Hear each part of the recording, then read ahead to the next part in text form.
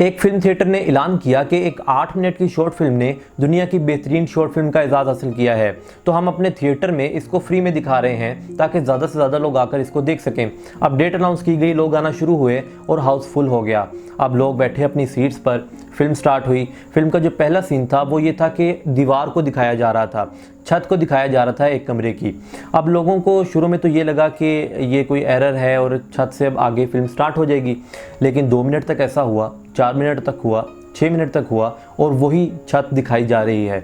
अब लोगों के जो एहसास थे वो कुछ यूँ थे कि शुरू में उन्हें लगा कि एरर है, फिर उन्हें लगा कि ये क्या हो रहा है हमारे साथ, अभी शायद फिल्म स्टार्ट हो जाएगी, 2-3 मिनट बाद, 4 मिनट बाद ये फिल्म स्टार्ट हो जाएगी। एक बेचैनी सी उनको महसूस हुई। उसके बाद जब 6 मिनट गुजरे तो उनमें एक गुस्से की कैफियत आ गई।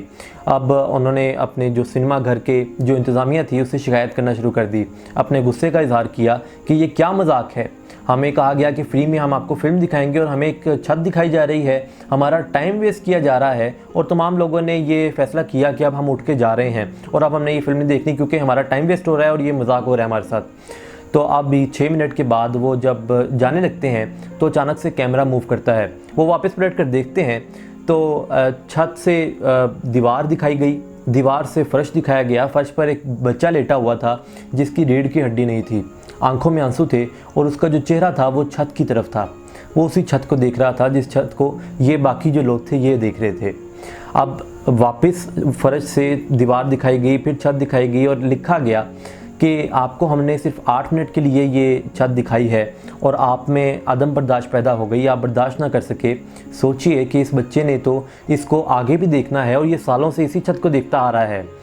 ये फ़िल्म तो ख़त्म हो गई, लेकिन ये फ़िल्म मैसेज दे गई उन सिनेमा घर में बैठे हुए लोगों को भी और हमें भी। मैसेज किस चीज़ का? मैसेज शुक्रगुजारी का।